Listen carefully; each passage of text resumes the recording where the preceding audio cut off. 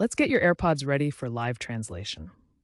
First, ensure your AirPods Pro second generation or later or AirPods Max are connected to your iPhone running iOS 26.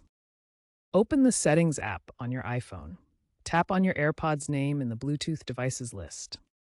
Scroll down to find the Translation section and tap Languages.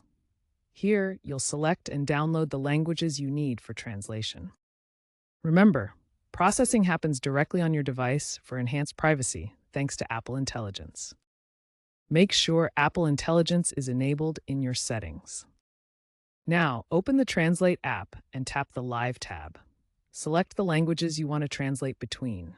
You only need to do this setup once per language. Starting a live translation is simple with several options available.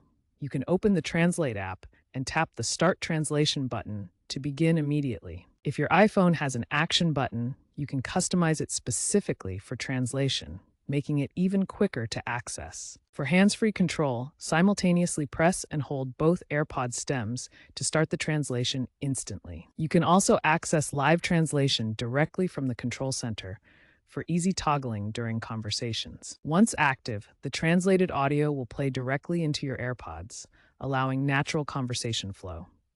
If you're in a noisy environment, simply hold your iPhone closer to the speaker for improved accuracy. You can view the conversation transcripts in the Translate app's Live tab for reference. If preferred, you can even play the translated audio through your iPhone's speaker. To stop the translation, use any of the same methods you used to start it.